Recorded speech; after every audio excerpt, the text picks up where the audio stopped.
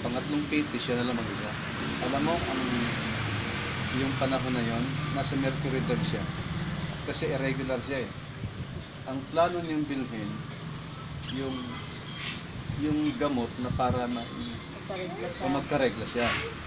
Ngayon, may nangusap sa kanya na hindi niya, si Lord na pala yun.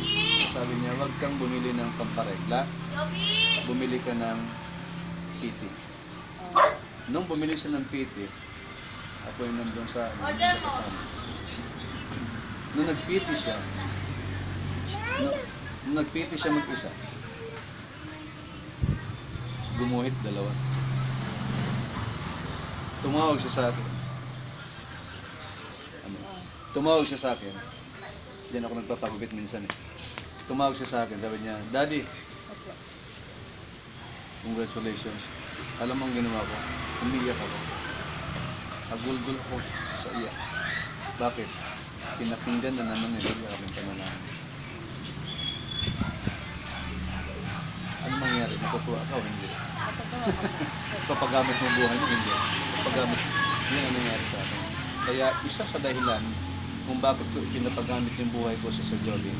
Kasi alam ko sa sarili ko, naranasan ko mismo ang himala ng Diyos.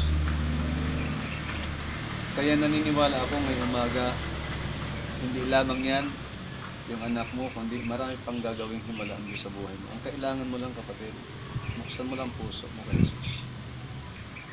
Si Jesus ang tayong kaligtasan. Hindi masama na may religion po tayo. Pero ang punto ko ay okay lang na may religion ang mahalaga, meron pa talaga relasyon sa Panginoon. Yung bang takot kang gumawa ng kasalanan, yung manabago talaga ang buhay mo. Kasi paggalakan hindi lamang ng pamilya mo yan, paggalakan lalo ng Diyos. Tama ka?